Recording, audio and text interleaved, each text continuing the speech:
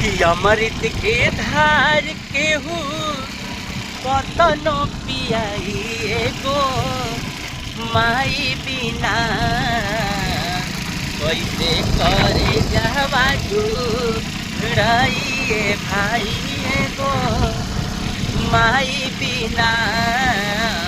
कैसे करे जावा जुड़ाइए भाई गो माई बिना अमृत के धार केहू कतनो पियाई गो माई बिना अमृत के धार केहू कतनो पियाई गो माई बिना कैसे करे जावा जुड़ाइए भाई गो माई बिना